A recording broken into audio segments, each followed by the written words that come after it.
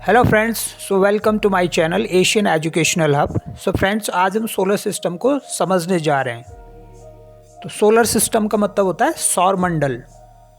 तो सबसे पहले हम जान लेते हैं यूनिवर्स के बारे में। यूनिवर्स का मतलब होता है ब्रह्मांड। तो जब हम रात में अंतरिक्ष की ओर देखते हैं तो हमें प्रकाश के छोटे छोटे बिंदु से दिखाई देते हैं, है ना। कुछ चमकते हैं, कुछ नहीं चमकते हैं। तो इनमें से कुछ तो होते हैं जो होते हैं स्टार्स यानी कि तारे, और कुछ होते हैं ग्रह। और इनके ग्रुप्स को हम क्या बोलते हैं? गैलेक्सीज बोलते हैं। गैलेक्सीज का मतलब होता है आकाश गंगा। और इन सब से मिलकर ही यूनिवर्स बना हुआ है। तो कुल मिलाकर यूनिवर्स में सब कुछ आता है। इसमें अंतरिक्ष भी आता है, स्पेस आता है, अर्थ आता है, सन आता है, मून आता है यानी कि चंद्रमा आता है, और गैलेक्सीज आती हैं। तो सबसे पहले देख लेते हैं कि यूनिवर्स की शुरुआत कैसे हुई, यानी कि यूनिवर्स कैसे बना। यूनिवर्स लगभग 13.8 यानी कि 13.8 अरब साल पुराना है। तो पहले ये माना जाता था कि जो आकाश गंगा है, बस एक ही आकाश गंगा हमारे अंतरिक्ष में है और नहीं है। मतलब हमारे यूनिवर्स में केवल एक ही आकाश गंगा है। लेकिन 1920 में कैलिफोर्निया में एक एस्ट्रोनॉमर थे, खगोल शास्त्री थे, उनका नाम था एडविन हबल। तो उन्होंने एक दूरबीन से देखा। उन्होंने पता लगाया कि यूनिवर्स में आकाश गंगा के अलावा, यानी कि आकाश गंगा को हम क्या बोलते हैं इंग्लिश में? मिल्की वे। इसके अलावा भी बहुत सारी गैलेक्सीज हैं। यानी कि उन्होंने पता लगा कि अरबों गैलेक्सीज हैं यूनिवर्स के अंदर, उसमें से मिल्की वे एक गैलेक्सी है। दूसरी बात, उन्होंने पता लगाया कि जो गैलेक्सीज हैं लगातार एक दूसरे से दूर जा रही हैं। तो इन्हीं फाइंडिंग्स के बाद कुछ साल बाद बेल्जियम के एक एस्ट्रोनॉमर थे, जॉर्जेस लेमेत्रे। उन्होंने हबल की जो खोजों है उनका उपयोग करके एक सिद्धांत दिया जिसे बिग बैंग थ्योरी कहते हैं। तो जो ये एस्ट्रोनॉमर थे हबल, इन्होंने ये कहा था कि जो गैलेक्सीज हैं, बहुत सारी गैलेक्सीज हैं यूनिवर्स के अंदर, और वो एक दूसरे से दूर जा रही हैं। तो जॉर्जेस लेमेत्रे ने ये बोला कि यदि यूनिवर्स में है ना लगातार प्रसार हो रहा है, यानी कि लगातार ये बड़ा होता जा रहा है, ये गैलेक्सी एक दूसरे से दूर होती जा रही है, तो बहुत पहले इसका मतलब ये बहुत छोटा रहा होगा, क्लोज रहे होंगे सब। तो उन्होंने कहा कि लगभग 13.7 अरब साल पहले पूरा ब्रह्मांड यानी कि पूरी यूनिवर्स एक छोटे से बिंदु, छोटे सा पॉइंट के बराबर रहा होगा। और वो पॉइंट कितना होगा? लगभग 1 इंच के आसपास का, इतने के बराबर रहा होगा। इतना सा छोटा पॉइंट, लेकिन ये पॉइंट जो है बहुत ज़्यादा गर्म था, है ना। तो सडनली इसमें एक विस्फोट हुआ। विस्फोट के जस्ट कुछ टाइम के बाद ये जो पूरा का पूरा जो बादल थे, ये बहुत ज़्यादा घने थे और बहुत ज़्यादा गर्म थे। जैसे जैसे ये दूर जाने लगे, यानी कि इनका विस्तार हो गया, तो वैसे वैसे ये धीरे धीरे करके ठंडे होने लग गए। जब ये ठंडे हुए तो उसके बाद जो है हाइड्रोजन और हीलियम का निर्माण होना शुरू हो गया। पूरा यूनिवर्स है, इसमें हाइड्रोजन और हीलियम जो गैस भर गई है ना, इनके बादलों से भर गया पूरा यूनिवर्स। और धीरे धीरे जो ग्रेविटेशनल फोर्स होता है, यानी कि जो चीज़ों को अपनी ओर खींचता है, वो धीरे धीरे करके इन जितने भी पदार्थ थे इनको अपनी तरफ खींचने लग गया। और इस पूरे प्रोसेस में क्या हुआ कि स्टार्स और गैलेक्सी का निर्माण शुरू हो गया। और जो सेंटर था, सेंटर में एक आग का गुच्छा बन गया। उसी आग के गुच्छे से स्टार बना है, यानी कि सन बना। इस तरह से यूनिवर्स का निर्माण हुआ। तो अब हम देख लेते हैं कि गैलेक्सी क्या होती है, आकाश गंगाएं किनको कहते हैं। तो जो आकाश गंगाएं हैं, इसमें लगभग औसतन 100 मिलियन यानी कि 1 अरब स्टार्स होते हैं। जैसे अभी हम एक स्टार देखते हैं, स्टार जिसको बोलते हैं हम सन, है ना। तो इसी तरह के 100 मिलियन स्टार्स इसके अंदर होते हैं। और इस पूरे यूनिवर्स में लगभग 200 अरब गैलेक्सीज हैं। तो अब आप आइडिया लगा लो कि हमारा एक गैलेक्सी है इतना बड़ा, और इस तरह के जो है 200 अरब गैलेक्सीज और हैं। और इनमें से ही एक हमारी गैलेक्सी है, इसी को हम क्या बोलते हैं? आकाश गंगा, और इसे इंग्लिश में बोलते हैं मिल्की वे। और इसी आकाश गंगा में हमारा सोलर सिस्टम है। अब हमारी जो गैलेक्सी है, यानी कि जो मिल्की वे है, उसमें भी लगभग 200 अरब स्टार्स हैं। तो स्टार उनको कहते हैं जिनमें अपनी लाइट होती है। तो जिस तरह से अर्थ जो है सन के चारों तरफ चक्कर लगाता है, यानी कि उसकी परिक्रमा करता है, उसी तरह से जो सोलर सिस्टम है वो भी गैलेक्सी की परिक्रमा करता है, यानी कि गैलेक्सी की चारों तरफ घूमता है। और गैलेक्सी के जो सेंटर में एक ब्लैक होल होता है ना, ब्लैक होल होता है जो कि इसके आसपास जो भी चीज़ आती है उसको वो निगल जाता है। तो आकाशगंगा का जो सबसे बड़ा प्लैनेट है उसका नाम है HD 100546, जिसका व्यास जो है जुपिटर जो होता है, जुपिटर जो प्लैनेट है हमारा, उससे 6.9 टाइम्स बड़ा ज़्यादा है। और अर्थ जो है अर्थ से 77 टाइम्स ज़्यादा बड़ा है। तो अब हम बात करते हैं कॉन्स्टलेशन की। कॉन्स्टलेशन का मतलब होता है तारामंडल या नक्षत्र। तो आपने कभी रात में देखा होगा कि बहुत सारे स्टार्स होते हैं, है ना, उनको हम मिलाते हैं एक एक करके, तो उससे एक चित्र सा बना लेते हैं उनको मिला मिला के, तो उसी को हम क्या बोलते हैं, नक्षत्र या कॉन्स्टलेशन। कॉन्स्टलेशन का मतलब होता है कि जो स्टार्स हैं उनका एक ग्रुप, उनको मिलाकर हम एक काल्पनिक चित्र सा बना लेते हैं। जैसे बचपन में हम देखते थे तो हम 7 स्टार्स बोलते थे ना, तो 7 स्टार्स को हिंदी में क्या बोलते हैं, सप्तऋषि। तो वैदिक ज्योतिष है हमारा यहाँ पे हिंदुस्तान में, उसमें 27 नक्षत्रों का जिक्र है। और आज के समय पे अगर हम देखेंगे तो 88 नक्षत्र हैं टोटल। पहले हम सप्तऋषि की बात कर लेते हैं। सप्तऋषि मतलब 7 ऋषि, है ना। तो आकाश में जब हम देखते हैं तो 7 स्टार्स होते हैं इस तरह से बने हुए, तो उन 7 स्टार्स को हम बोलते हैं सप्तऋषि।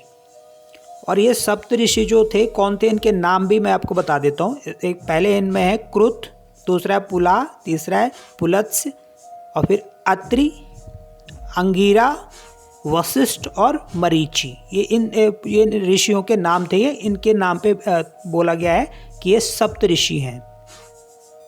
अब दूसरा है अर्सा मेजर, है ना। इसे लैटिन में अर्सा मेजर कहते हैं, इंग्लिश में इसे द ग्रेट बियर कहते हैं या फिर बिग बियर भी कहते हैं। अमेरिका और कनाडा में इसको बिग डिपर कहा जाता है, यानी कि बड़ा चमचा। और जो सप्तऋषि मैंने अभी आपको बताया, जो सप्तऋषि नक्षत्र है वो इसी का पार्ट होता है। अब नेक्स्ट जो हमारे पास है कॉन्स्टलेशन वो है ओरियन, है ना। इसे बोलते हैं मृगशीर्ष। इसे यूनानी सभ्यता में ओरियन कहा जाता है, जिसका अर्थ होता है शिकारी। और ऋग्वेद में इसको बोलते हैं मृग। मृग मतलब हिरन। ये जो कॉन्स्टलेशन है ये सबसे स्पष्ट, यानी कि बिल्कुल साफ साफ दिखाई देता है। तो अब हम बात कर लेते हैं स्टार्स की, कि स्टार क्या होते हैं ना, तारे क्या होते हैं। तो स्टार्स उनको कहते हैं जिनकी अपनी खुद की लाइट होती है ना। जैसे कि सन है, सूर्य है, तो सूर्य एक स्टार है, इसकी अपनी लाइट होती है। जिनकी अपनी लाइट नहीं होती है उनको हम क्या बोलते हैं, ग्रह बोल देते हैं। और जो यूनिवर्स है हमारा, इतना बड़ा यूनिवर्स है, इसमें स्टार्स की कमी नहीं है, बहुत सारे स्टार्स हैं इसके अंदर। तो ये जो सन है ये तो एक एवरेज स्टार है, इससे बड़े बड़े भी स्टार्स हैं हमारे यूनिवर्स में। एक चीज़ और भी है कि जितने भी स्टार्स हैं जरूरी नहीं कि सबका सोलर सिस्टम हो। कई जगह ऐसे भी हैं जहाँ 2 सूरज यानी कि 2 सन एक साथ होंगे। तो सबसे पहले हम देख लेते हैं सोलर सिस्टम। तो सोलर सिस्टम में सबसे जो मेन चीज़ है वो क्या है, सन है। और उसके बाद आते हैं हमारे प्लैनेट्स। तो प्राचीन काल में, यानी कि प्राचीन समय में, पुराने समय में, एंशिएंट टाइम में लोग ये मानते थे कि टोटल कितने प्लैनेट्स हैं, 9, यानी कि 9 प्लैनेट्स हैं, 9 ग्रह हैं। और उनका मानना यह था कि जो अर्थ है, ये सारे के सारे जितने भी सेलेस्टियल बॉडीज़ हैं ये अर्थ के चारों तरफ घूम रहे हैं, क्योंकि उनको लगता था कि जो सन है वो मूव कर रहा है। तो उसके काफ़ी टाइम बाद ये पता चला कि जो सन है वो सेंटर में होता है और बाकी जितने भी हैं वो ग्रह हैं, प्लैनेट्स हैं, और वो सन के चारों तरफ चक्कर लगा रहे हैं। दूसरी बात कि टोटल जो ग्रह हैं वो 9 ग्रह नहीं थे, यानी कि 9 प्लैनेट्स नहीं थे, क्योंकि 2006 में एक प्लैनेट जो होता है प्लूटो, जिसे हिंदी में यम बोलते हैं, उस प्लूटो ग्रह को भी जो है ग्रह के श्रेणी से हटा दिया गया था। प्रेजेंट में केवल हमारे पास टोटल कितने प्लैनेट्स हैं, 8 प्लैनेट्स हैं। और इनके नाम हैं मरकरी, वीनस, अर्थ, मार्स, जुपिटर, सैटर्न, यूरेनस और नेपट्यून। तो जो प्लैनेट वर्ड है उसको ग्रीक जो लैंग्वेज है, ग्रीक जो भाषा है, उसमें प्लैनेटाई कहते हैं। इसका मीनिंग होता है वॉन्डरस। है ना इंग्लिश में। वॉन्डरस का मतलब हिंदी में क्या होता है, घुमक्कड़, यानी कि घूमने वाला। तो जो भी प्लैनेट्स होते हैं वो घूमते रहते हैं। तो जैसे अगर आप रात में जाएंगे और आसमान की तरफ देखेंगे तो आपको कुछ बॉडीज ऐसी होंगी जो टिम टिम करती हैं, है ना, यानी कि झिलमिल करते रहती हैं। तो वो क्या होते हैं, वो स्टार्स होते हैं। और जो बिल्कुल स्टेडी होते हैं यानी कि झिलमिल नहीं करते हैं, वो क्या होते हैं, प्लैनेट्स होते हैं। तो जो स्टार्स होते हैं उनके पास अपनी लाइट होती है और जो प्लैनेट्स होता है उनके पास लाइट अपनी नहीं होती है। अब देख लेते हैं एक्सो प्लैनेट्स क्या होते हैं। हमारा जो सोलर सिस्टम है उसमें मैंने प्लैनेट्स तो आपको बता दिए हैं कि 8 हैं, है ना। इसके अलावा भी इसके बाहर हमारे सोलर सिस्टम से बाहर जो है कम से कम 5000 प्लैनेट्स और हैं, है ना, इनकी खोज हो चुकी है। तो इनको ही हम बोलते हैं एक्सो प्लैनेट्स। तो सबसे पहले हम बात कर लेते हैं सन की, क्योंकि सन भी एक स्टार है। तो जब बिग बैंग थ्योरी मैंने आपको बताई थी तो सन और प्लैनेट्स का जो निर्माण हुआ था वो 4.6 अरब साल पहले हो गया था, है ना। इसमें गैस और धूल के बादल से हुआ था इनका निर्माण। अब गैस और धूल का जो बादल था उसको क्या बोलते थे, सौर निहारिका बोलते हैं, है ना, या उसको नेबुला बोलते हैं इंग्लिश में। अंतरिक्ष में जो ऊर्जा होती थी उस ऊर्जा की तरंगों ने इन बादलों को फोर्स किया, यानी कि प्रेशराइज किया, दबाया, और ग्रेविटेशनल फोर्स के कारण ये अपने आप में जो है ढह गए, मतलब ये बादल ढह गए, है ना। और फिर उन्होंने क्या करना शुरू कर दिया, घूमना शुरू कर दिया, चारों तरफ चक्कर लगाना शुरू कर दिया। जो हैवी पदार्थ थे वो सेंटर में जाके एकत्रित होने लगे, इकट्ठे होने लग गए, जिससे कि क्या बन गया, एक स्टार बन गया। और उसी स्टार को हम आज क्या बोलते हैं, सूरज, यानी कि सन। सन था वो हाइड्रोजन और हीलियम की एक बॉल की तरह से मान सकते हैं आप, इस तरह की एक बॉल थी। वैसे जो सन होता है वो किस कलर का होता है, वाइट कलर का होता है, लेकिन हमको कैसे दिखाई देता हो, येलो। तो हम उसको क्या बोलते हैं, येलो ड्वार्फ भी कहते हैं। तो अब सन का तो निर्माण हो गया। सन के निर्माण के बाद जो बादल बच गए थे, है ना, जो उनके पार्ट्स बच गए थे, तो उनसे क्या बना, प्लैनेट्स बन गए, एस्ट्रॉयड्स बन गए। और ये सारे के सारे क्या करने लगे, सन के चारों ओर परिक्रमा करने लगे, यानी कि उसके चक्कर लगाने लग गए। सारे सेलेस्टियल बॉडीज़ में जो सबसे बड़ी बॉडी थी वो थी सन, है ना। तो सोलर सिस्टम में जो टोटल जितना मास अगर हम मान लेते हैं, मास का मतलब टोटल वेट मान लेते हैं हम, कि अगर 100 kg था तो 99.8% अकेले सन का था। और जो सन का डायमीटर है वो अर्थ के डायमीटर से कितना बड़ा है, 109 गुना ज़्यादा है। और अगर हम सन के अंदर अर्थ को समाने की फिट करने की कोशिश करते हैं तो हमें 10 लाख अर्थ चाहिए, यानी कि 10 लाख पृथ्वी अगर हम मिलाएंगे तब जाके एक सन बनेगा। तो जो हमारी आकाश गंगा है ना, यानी कि गैलेक्सी है, मिल्की वे जिसको हम बोलते हैं, उसमें 100 अरब स्टार्स हैं, 100 अरब स्टार्स हैं, 100 अरब तारे हैं, यानी कि 100 अरब सूरज हैं इसी तरह के।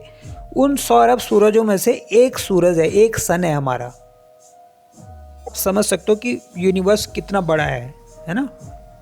सन के और अर्थ के बीच की जो डिस्टेंस है वही 15 करोड़ किलोमीटर है।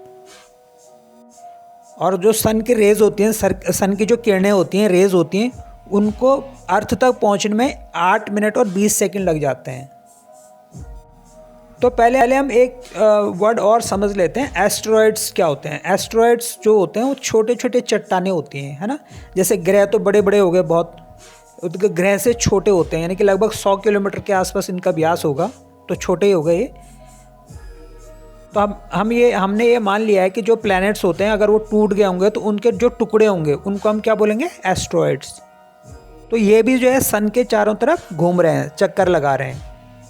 तो यहाँ पे मैं आपको थोड़ा सा ये बता देता हूँ कि जो मार्स है, मंगल है, और जुपिटर यानी कि बृहस्पति है।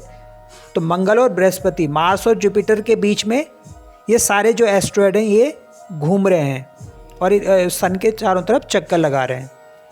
एक साइड में इसके क्या है, मार्स है, और दूसरी साइड में क्या है, जुपिटर है। इस एरिया में ये चक्कर लगा रहे हैं, उस एरिया को हम क्या बोलते हैं, एस्ट्रॉयड बेल्ट कहते हैं। अर्थ के सबसे जो नज़दीक 2 एस्ट्रॉयड्स हैं उनका नाम है सेरस एंड इरोस। तो जो हमारे प्लैनेट्स हैं उनको 2 पार्ट्स में डिवाइड किया गया है ना। एक तो होता है इनर प्लैनेट्स बोलते हैं उनको, और एक होता है आउटर प्लैनेट्स। तो जो इनर प्लैनेट्स में आते हैं वो मार्स से यानी कि मार्स और जुपिटर के बीच में मैंने बताया था आपको कि एक बेल्ट है, उसको क्या बोलते हैं, एस्ट्रॉयड बेल्ट। तो एस्ट्रॉयड बेल्ट से पहले जो आते हैं उनको हम क्या बोलते हैं, इनर प्लैनेट्स, और उसके बाद जो आते हैं उनको हम क्या बोलते हैं, आउटर प्लैनेट्स। तो इनका हम क्रम देख लेते हैं, ऑर्डर देख लेते हैं। तो सबसे पहले बीच में हमारे सेंटर में क्या है, सन है। तो सन के बाद आ जाता है मरकरी यानी कि बुध, उसके बाद आ जाता है वीनस यानी कि शुक्र, उसके बाद आता है अर्थ पृथ्वी, और उसके बाद आता है मंगल। तो ये 4 जो ग्रह हैं इनको हम क्या बोलते हैं, इनर प्लैनेट्स। और इसके बाद क्या आ जाता है, एस्ट्रॉयड बेल्ट्स आ जाती है, यानी कि दीवार आ जाती है। कि इसके बाद जो है एस्ट्रॉयड्स घूमते रहते हैं, चारों तरफ चक्कर लगाते रहते हैं। एस्ट्रॉयड बेल्ट के बाद आता है जुपिटर, उसके बाद है सैटर्न, उसके बाद है यूरेनस, और फिर आता है नेपट्यून। तो इनका जो ऑर्डर है ये मैंने डिस्टेंस के हिसाब से बताया आपको, है ना, कि सन से सबसे कम डिस्टेंस पे कौन है, मरकरी है, उसके बाद वीनस है, फिर अर्थ है, फिर मार्स है, फिर जुपिटर है, फिर सैटर्न है, फिर यूरेनस है, फिर नेपट्यून है। आपने निमोनिक के बारे में सुना होगा। निमोनिक मतलब एक ट्रिक होती है याद करने की, कि इनको याद कैसे करेंगे हम। तो इसके लिए एक सेंटेंस है, my very educated mom just serve us noodles. तो ये जितने भी इसमें वर्ड्स हैं इसका फर्स्ट लेटर आपने उठाना है। तो जैसे माई का फर्स्ट लेटर हो गया एम, M4 क्या हो गया यहाँ पे, मरकरी। वेरी का फर्स्ट लेटर क्या हो गया, वी, तो V4 क्या हो गया, वीनस। एजुकेटेड का सबसे पहला लेटर क्या है, ई, तो E4 क्या हो गया, अर्थ। उसके बाद मॉम का फर्स्ट लेटर है M4 मार्स। तो इसी तरह से J4 जुपिटर हो गया, S4 सैटर्न हो गया, S4 हो गया यूरेनस, एंड नूडल्स 4 N4 हो गया नेपट्यून। तो ये इजी तरीका है इसको याद करने का। अब अगर हम इनके साइज के हिसाब से इनको इंक्रीज ऑर्डर में रखें तो सबसे बड़ा जो है हमारा पास, सबसे बड़ा जो ग्रह हुआ है जुपिटर, उसके बाद है सैटर्न, फिर है यूरेनस, फिर है नेपट्यून, फिर अर्थ, उसके बाद वीनस, फिर है उसके बाद मार्स, और फिर है मरकरी। यानी कि सबसे बड़ा जो प्लैनेट है हमारे पास वो है जुपिटर और सबसे छोटा है मरकरी। अब इसको याद करने के लिए भी एक निमोनिक है, जब से उसे न्यू EVM मिला, है ना, ये आप सेंटेंस याद करना। और इसके जो भी फर्स्ट लेटर्स हैं उनसे आप इनको मिला के देख लेना। जैसे जब से का J4 हो गया जुपिटर, से का क्या हो गया, सैटर्न, और उसे का क्या हो गया, यूरेनस, N4 क्या हो गया, नेपट्यून, E4 हो गया अर्थ, V4 हो गया वीनस, और M4 हो गया मार्स, और लास्ट का जो M है उसके लिए लिखेंगे हम मरकरी। तो ऐसे याद रखना इसको। तो यहाँ पे एक टर्म और देख लेते हैं हम यहाँ पे, कॉस्मिक ईयर। कॉस्मिक ईयर किसको बोलते हैं, हमारा जो सोलर सिस्टम है ना, हमारी जो मिल्की वे गैलेक्सी जो है उसके चारों तरफ चक्कर लगाता रहता है ना। ये जो पूरा सोलर सिस्टम है ये भी गैलेक्सी के चारों तरफ चक्कर लगाता है, और इसे गैलेक्सी के एक चक्कर लगाने में 26,000 साल लगते हैं, है ना। इसी 26,000 साल को हम क्या बोलते हैं, एक कॉस्मिक ईयर कहते हैं। बात कर लेते हैं प्लैनेट्स की, है ना। प्लैनेट्स में मैंने आपको बताया था कि एक तो इनर प्लैनेट्स होते हैं, दूसरे होते हैं आउटर प्लैनेट्स। तो पहले हम देख लेते हैं इनर प्लैनेट्स जो हमारे पास हैं वो कौन कौन से हैं। इनर प्लैनेट्स को टेरेस्ट्रियल प्लैनेट्स भी बोलते हैं, या हिंदी में बोलते हैं इसे स्थलीय ग्रह। तो ये जो स्थलीय ग्रह हैं यानी कि टेरेस्ट्रियल प्लैनेट्स हैं, ये ग्रह चट्टान और मेटल यानी कि धातु से बने हुए हैं, है ना, जैसे कि हमारी अर्थ है। और इनमें सबसे पहले होता है मरकरी, फिर वीनस, फिर अर्थ, और उसके बाद मार्स। और इन सारे ग्रहों में सबसे जो बड़ा ग्रह है वो कौन सा है, अर्थ प्लैनेट है। तो सबसे पहले देख लेते हैं मरकरी को। मरकरी को हिंदी में क्या बोलते हैं, बुध ग्रह, है ना। तो मरकरी सन के सबसे पास वाला ग्रह है, और ये मात्र 28 दिन में सन का एक चक्कर लगा लेता है। जितने भी ग्रह हैं उनमें सबसे जल्दी ये चक्कर लगाता है सन के चारों तरफ। ये अपनी एक्सिस पे घूमने में पूरे 59 डेज ले लेता है। ये जितने भी ग्रह हैं हमारे उसमें सबसे छोटा ग्रह है ये मरकरी। इसके दोनों पोल्स पे आइस के यानी कि बर्फ के बहुत बड़े बड़े भंडार हैं। इस ग्रह में एटमॉस्फेयर बिल्कुल भी नहीं है। ये सन के सबसे पास ग्रह है, लेकिन ये फिर भी सबसे गर्म नहीं है। क्यों नहीं है, क्योंकि इसमें एटमॉस्फेयर ही नहीं है। जब एटमॉस्फेयर नहीं है तो जो हीट आती है वो वापस रिफ्लेक्ट होकर वापस चली जाती है, यानी कि उसको रोकने के लिए कोई एटमॉस्फेयर यहाँ पे है नहीं। तो इसलिए ये सबसे जो है गर्म ग्रह नहीं है। अगर इसको देखना हो तो इसको या तो मॉर्निंग में देख सकते हैं या इवनिंग में देख सकते हैं, है ना, इसीलिए इसको मॉर्निंग स्टार या इवनिंग स्टार भी कहते हैं। अब आ जाते हैं हम दूसरा ग्रह हमारे पास, दूसरा जो प्लैनेट है वो है वीनस। इसे हिंदी में बोलते हैं हम शुक्र ग्रह। इस प्लैनेट को इवनिंग स्टार कहते हैं। क्यों? क्योंकि ये शाम को दिखता है।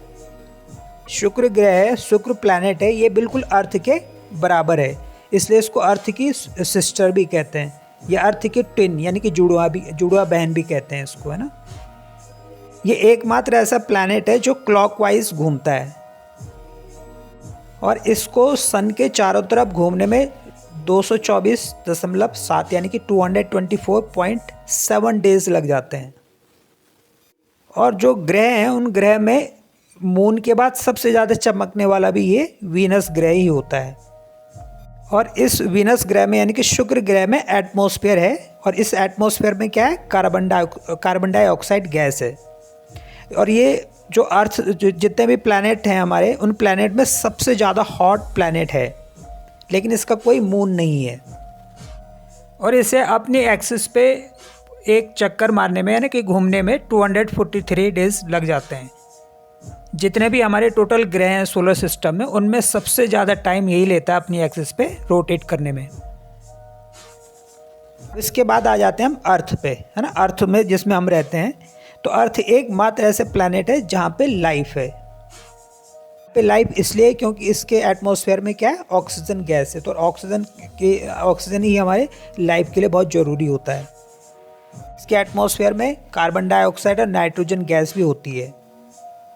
अर्थ में जो है पानी भी है, वाटर भी है।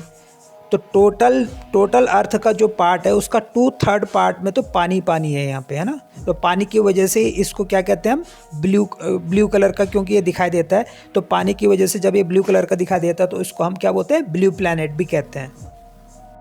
और सन के चारों ओर चक्कर लगाना यानी कि 1 रेवोल्यूशन पूरा करने में इसको 365.25 डेज लगते हैं। और ये अपनी एक्सिस पे 23 आवर्स 56 मिनट्स एंड 4 सेकेंड्स में एक बार घूम जाती है। नेक्स्ट है हमारे पास मार्स को हिंदी में बोलते हैं मंगल ग्रह। इनर प्लैनेट का लास्ट प्लैनेट बोलते हैं इसको, मार्स को। और ये 4th प्लैनेट है ना। सन से डिस्टेंस पर देखेंगे तो ये 4th नंबर पे आता है। मरकरी से तो बड़ा है, लेकिन और जितने भी ग्रह हैं उनसे छोटा है। मंगल को रेड कलर का होने की वजह से रेड प्लैनेट भी कहते हैं, है ना। या रेड प्लैनेट क्यों कहते हैं इसको? क्योंकि इसमें जो है आयरन ऑक्साइड है और दूसरे मेटल्स हैं, इसकी वजह से ये लाल दिखाई देता है, रेड दिखाई देता है। तो इसको रेड प्लैनेट भी कहा जाता है। और इसके 2 मून्स हैं। 2 मून्स हैं मतलब इसके 2 उपग्रह हैं, है ना। जैसे हमारा एक मून है तो इसके 2 मून्स हैं। इसके 2 मून्स का नाम है, एक तो फोबोस है और दूसरा डेमोस है। इसके एटमॉस्फेयर में कार्बन डाइऑक्साइड गैस होती है। और ये अपने एक्सिस पे जो है 24 घंटे 39 मिनट और 35 सेकंड्स में घूम जाती है। तो इसका मतलब ये है कि इसका जो एक दिन होता है वो 24 घंटे 39 मिनट 39 मिनट्स का और 35 सेकंड्स का होता है। और इस सन के चारों तरफ घूमने में इसको 687 डेज लग जाते हैं, यानी कि इनका जो एक साल होता है वो 687 डेज का होता है। तो मार्स ग्रह पे धूल भरी आंधियाँ चलती रहती हैं और यहाँ पे ज्वालामुखी यानी कि वोल्केनोज भी फटते रहते हैं। पे जो ज्वालामुखी वोल्केनोज जो फटते हैं उनमें सबसे बड़ा जो फेमस जो नाम है वो है ओलंपस मॉन्स का। तो ये ग्रह तो थे आपका एस्टेरॉयड बेल्ट है उससे पहले के, है ना। उसके बाद के जो प्लैनेट्स होते हैं उनको हम बोलते हैं आउटर प्लैनेट्स। तो आउटर प्लैनेट में सबसे पहले आता है जुपिटर। इसे हिंदी में बोलते हैं बृहस्पति ग्रह। सोलर सिस्टम में जो सबसे बड़ा ग्रह है वो यही है, यानी कि जुपिटर सबसे बड़ा ग्रह है। और इसके 95 मून्स हैं, यानी कि इसके जो चंद्रमा है, इसके जो चांद है वो 95 हैं। इनमें से 53 मून्स को तो नाम दे दिए गए, यानी कि ऑफिशियल इनका नामकरण हो गया है, बाकी का अभी नामकरण नहीं हुआ है। और ग्रहों से जितने भी और ग्रह हैं उनसे इतना बड़ा है कि सारे ग्रह को भी अगर मिला दें तो भी सारे ग्रह इसके अंदर समा सकते हैं। उन सब ग्रह के कम से कम उनसे 2.5 गुना ज़्यादा बड़ा है ये।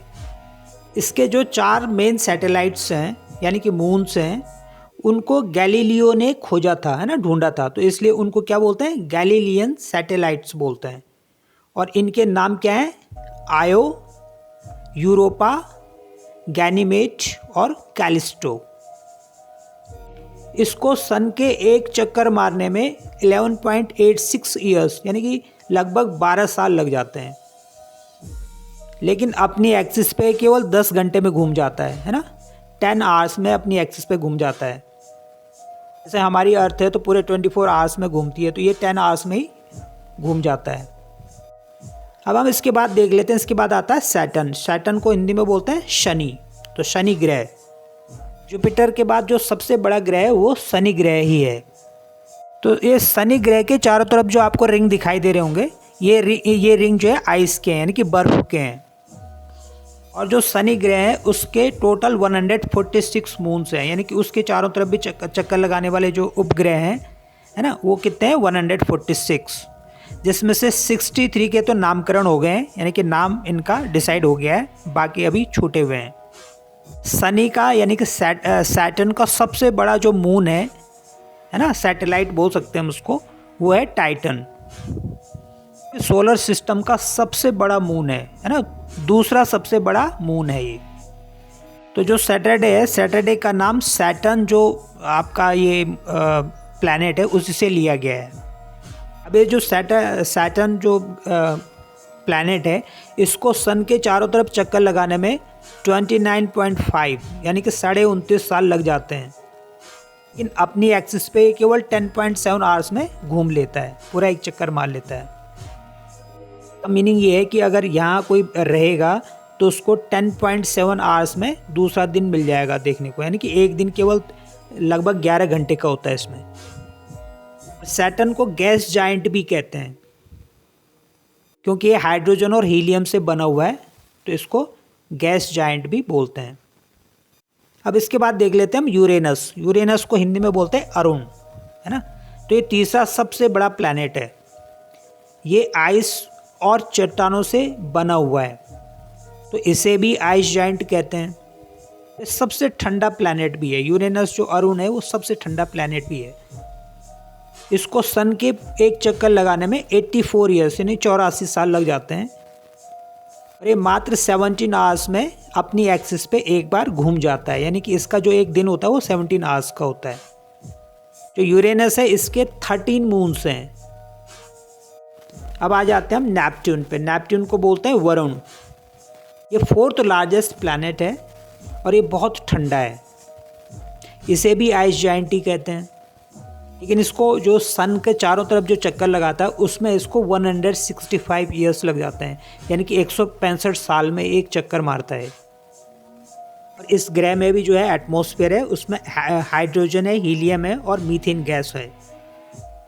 यहाँ पे बिल्कुल ब्लू कलर के घने घने बादल होते हैं इसके अंदर। तो ये मैंने आपको लगभग सभी जो ग्रह हैं, जो जितने भी प्लैनेट्स हैं उनके बारे में बता दिया है, सोलर सिस्टम के बारे में बता दिया है। इसमें अभी कुछ और चीज़ें हैं हमारे पास। जैसे पहले है एस्टेरॉइड्स। एस्टेरॉइड्स मैंने आपको अभी बता दिया कि एस्टेरॉइड्स क्या होते हैं, छोटी छोटी चट्टानें होते हैं, ग्रह से छोटे छोटे, बहुत छोटे छोटे होते हैं, और ये भी सन के चारों तरफ चक्कर लगाते रहते हैं। तो अब हम देख लेते हैं मीटेरियोट्स को। मीटेरियोट्स को बोलते हैं उल्का पिंड हिंदी में, है ना। ये एस्टेरॉइड्स से छोटे छोटे रॉक्स होते हैं। एस्टेरॉइड्स थोड़ा बड़े हो गए, ये उनसे छोटे होते हैं, और क्योंकि ये छोटे होते हैं तो ये जब अर्थ के क्लोज आते हैं तो अर्थ इनको अपनी तरफ खींच लेता है। अर्थ के अंदर क्या होता है, एक ग्रेविटेशनल फोर्स जो लगाती है अर्थ उसके ऊपर, तो ये इनको अपनी तरफ खींच लेता है। और जब ये एटमॉस्फेयर में एंटर होते हैं अर्थ के, तो इनमें एक फ्रिक्शन लगता है ना, एटमॉस्फेयर का फ्रिक्शन लगता है, जिसकी वजह से इनमें आग लग जाती है। तो इनको शूटिंग स्टार्स भी कहते हैं। अब आ जाते हैं हम कॉमेट्स। कॉमेट्स को बोलते हैं हिंदी में धूमकेतु या पुच्छल तारा भी कहते हैं। ये गैस और धूल से बने होते हैं और ये आइसी बॉडीज होती हैं। इनकी एक लंबी सी पूंछ होती है, इसलिए बोलते हैं ना इसको पुच्छल तारा बोलते हैं हिंदी में। तो इनके लिए एक लंबी सी टेल होती है। सरप्राइजिंगली ये है कि ये प्लैनेट से और एस्ट्रॉयड से कभी भी टकराते नहीं हैं। आई होप आपको अब समझ में आ गया होगा सोलर सिस्टम और इसके जितने भी सेलेस्टियल बॉडीज़ हैं वो मैंने एक्सप्लेन कर दिए हैं यहाँ पे। अगर आपको वीडियो अच्छा लगा हो तो इसको लाइक करें और चैनल को सब्सक्राइब करें। So thanks for watching this video.